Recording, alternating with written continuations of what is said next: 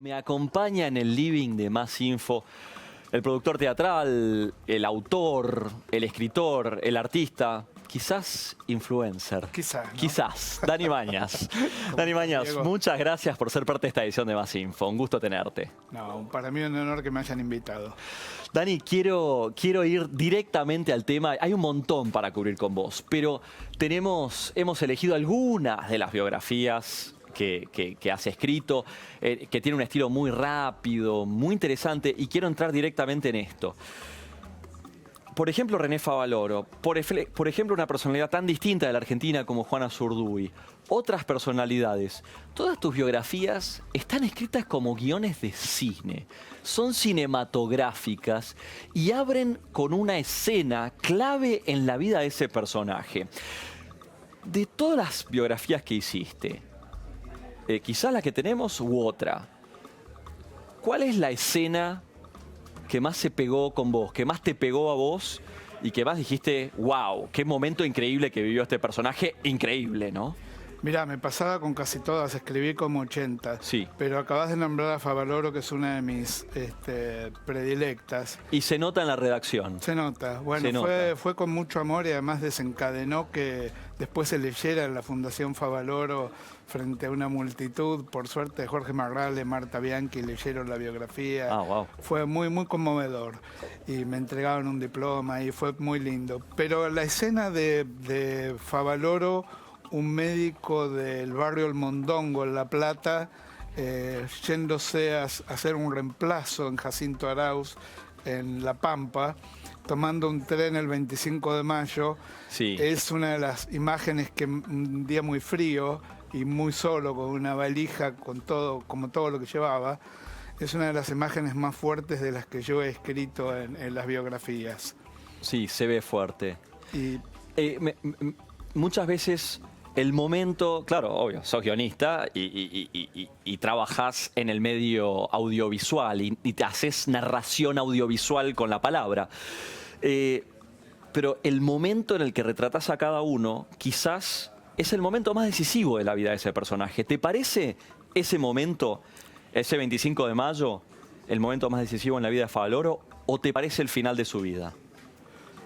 mira, no, yo elijo ese momento porque era el comienzo de algo grandioso. Claro. Pensar que este hombre que fue a reemplazar a un médico de pueblo, años después llamó a su novia y le dijo, abramos una clínica acá, y su padre, que era carpintero, le hizo las camas, y de ahí pasó a Cleveland a crear el bypass y a figurar entre los 12 mejores cardiocirujanos del mundo, el único extranjero. En ese momento hay un busto ahora en Cleveland con su imagen, y hay otros 11 que son americanos.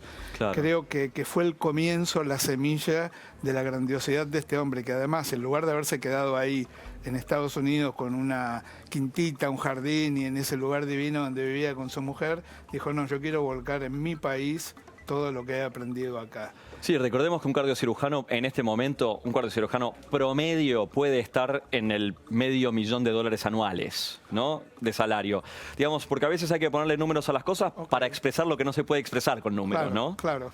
Y él dejó todo eso y se vino aquí a fundar una escuela, un estilo de trabajo, crear la Fundación Favaloro.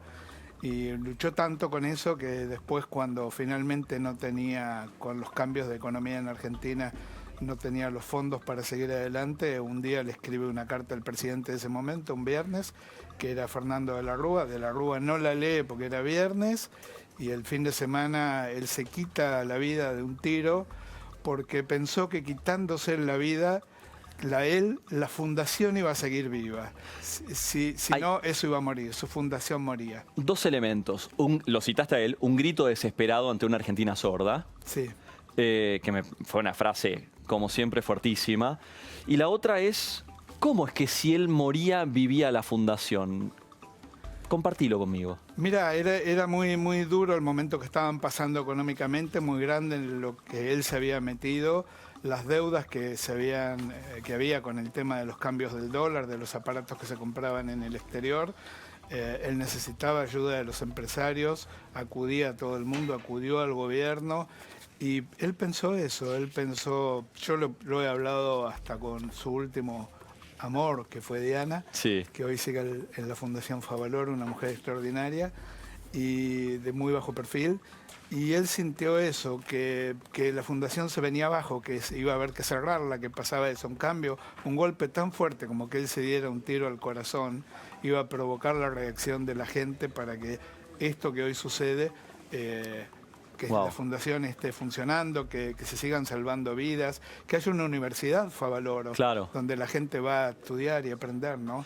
Creo que es como digo yo en la biografía, un prócer de un siglo sin próceres. Sí, totalmente, totalmente. Dani, pasemos a Marilyn Monroe, pasemos a la chica y bueno, también Sí. has escrito Era una así, variedad, claro. una variedad de vidas Claro, tan claro. grande, tan distinta. Y tampoco me quiero quedar solo en Argentina. No, claro. Retratás a Marilyn Monroe de una manera que no es la que yo espero. O sea, por ejemplo... Se ha dicho mucho de Bueno, ella, pero entonces, a mí me había quedan los diamantes, son las amigas, Claro. son las mejores amigas de las chicas. Claro, claro. Esa es la realidad de lo Claro. que... feliz cumpleaños, señor presidente, Sí, sí, sí, sí. a John Kennedy. Y obviamente como estudiante de política pienso muchísimo en la etapa de la presidencia de Kennedy. Claro. Pienso muchísimo en lo que pasaba, pienso muchísimo en lo que le pasó a ella y pienso muchísimo también en las alegaciones y acusaciones que hay alrededor de su muerte. Pero vos la pintás muy distinto. Yo busqué el lado humano de ella, saber de dónde había salido, de una familia muy disfuncional, con una madre con problemas psíquicos, Sí. que la abandona, la pone en varios orfanatos, después va a la casa de una gente amiga y a los 9 años abusan de ella, la sacan de esa casa, pasa a otra, a los 12 años vuelven a abusar de ella. Vuelve a orfanatos, o sea, va de lado en lado como maleta de loco, como se dice acá, ¿no? Claro. Pensar que Marilyn Monroe tuvo esa infancia, esa adolescencia, era impensable para todos. O sea que me gustó indagar en eso. Y a los 16, una señora que era amiga de la mamá, que la mamá quedó internada en un manicomio, decidió casarla con un soldado para que tuviera un hogar, que no se conocían con el soldado. ¿Cómo no se conocían? Contame más, por favor. Claro, la señora esta donde ella vivía dijo, conozco un buen muchacho, le pregunté si se quiere casar con vos, me dijo que sí, y se casaron sin conocerse, sin estar, por supuesto, enamorados. Y un poquito de amor hubo, pero al poco tiempo viene la guerra, él se tiene que ir y ella se queda con su suegra donde vivían, ella vivía en la casa de este muchacho y la mamá. Se quedan muy pobres y se van a trabajar en una fábrica de municiones mientras él está en la guerra. Claro. Y ahí, Era lo que, en realidad era lo que buena parte de la fuerza trabajadora femenina hizo Claro. en Estados Unidos. Municiones, armamento, Exacto. aviones, pertrechos de guerra. exacto, y ahí es que un fotógrafo que va a cubrir eso, ver una chica tan linda trabajando en una fábrica de municiones, le da una tarjeta y le dice, ¿por qué no vas a esta agencia de modelos que te pueden dar un trabajo más acorde? Y ella le hace caso, va y así empieza a hacer notas en revistas, hasta que llega a ser la primera etapa de Playboy vestida. Claro, Y claro. después viene todo lo demás, ¿no? Y Norma Jean, Norma como se llamaba, después se convirtió en una leyenda. Claro, y- que además fíjate que no se llamaba, que además no tenía Baker el apellido que le pone la madre, no es el apellido verdadero de ella, porque la madre se había ido a trabajar a Los Ángeles, ellos eran de un pueblo. Cuando se va a trabajar a Los Ángeles tiene un romance con un noruego, que es el verdadero padre de Marilyn. Pero el tipo se va, la deja abandonada, embarazada y se va. Entonces el marido, sabiendo toda esta historia, igual decide darle el apellido y por eso se llama Baker. Pero no es su verdadero, no es el apellido de su padre biológico. El apellido de su padre biológico es un apellido noruego. Noruego, que ella nunca lo conoció ni supo quién era y quizá el señor nunca supo que su hija fue Marilyn Monroe, casi seguramente. Ajá, wow, wow. Regina Pacini de Alvear. Quizás... ¿Te puedo abrir un paréntesis acá? Dale. En Marilyn, yo viví en Los Ángeles 10 años. Sí. Y... También vamos a hablar de eso. Pará, pero dale. No, por Marilyn te digo, ¿sí? Dale. Bueno, y iba mucho al hotel Beverly Hills, que tiene un cafecito muy lindo y todo. Y me había hecho amigo del maître que se llamaba Nino, ya no sé si vive. Y un día, porque yo sabía que Marilyn y Elizabeth Taylor vivían temporalmente en los bungalows, ahí que eran como las suites que estaban en los jardines. Y él tenía una historia de la muerte de Marilyn, de la noche de la muerte de Marilyn. ver. Y la historia fue que él llevó room service esa noche. Él fue el que llevó el room 4 de service. agosto, sí. Nino llevó room service Wow. al bungalow, que era un chalecito de Marilyn. Ella le abrió la puerta en bata y había un saco de hombre color gris colgado en una silla. Después, como 3 horas después, le dice a un compañero, hay una ambulancia en la calle del costado sacando a alguien del bungalow de Marilyn. Y a la mañana él no supo más nada y a la mañana siguiente se enteró, o al mediodía, de la muerte de Marilyn en su apartamento. Y hay muchos estudios, indicaciones de que Marilyn no habría muerto por suicidio en su apartamento. Sí, es un gran debate en Estados Unidos. Exactamente. Enorme debate y enormes teorías conspirativas que se construyen como, bueno, Área 51. Ella ¿quién estaba en mató a una John relación Kennedy? con los 2 hermanos Kennedy, con Sí. John y con Bobby Kennedy. Claro. Así que estaba demasiado comprometido el tema con la política. Y sí. ¿Vamos sí. a Regina?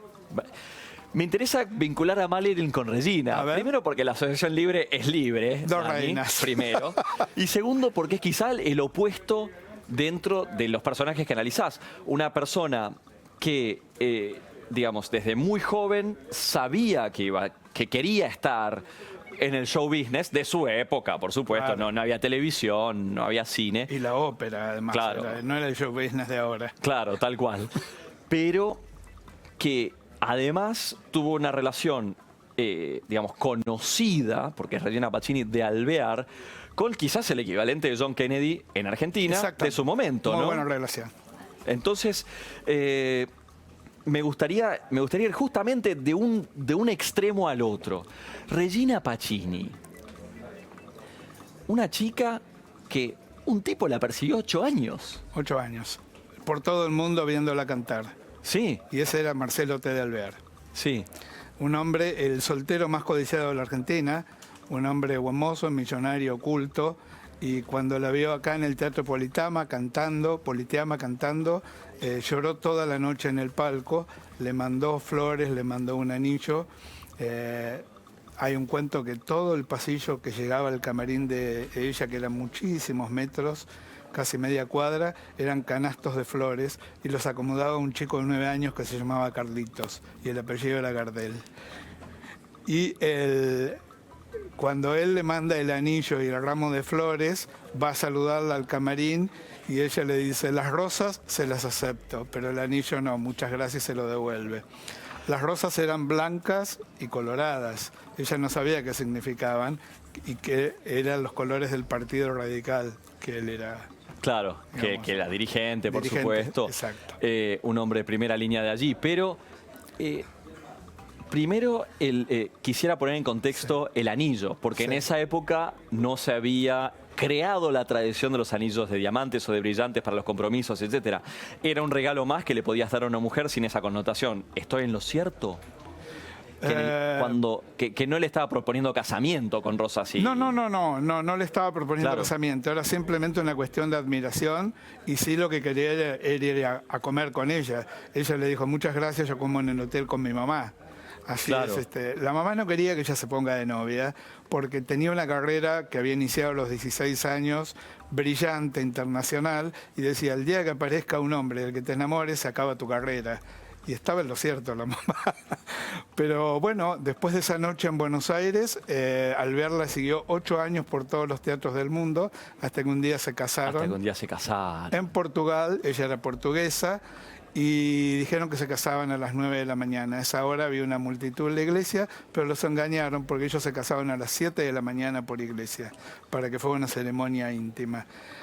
El día anterior a él le llega un telegrama de Argentina firmado por 500 personas de la alta sociedad, Sí. pidiéndole que no cometa ese disparate, Sí. porque había muchas jóvenes de aquí, de la alta sociedad, mucho más agraciadas que ella, Sí. que la bajita, supuestamente feíta, y que no cometiera ese error.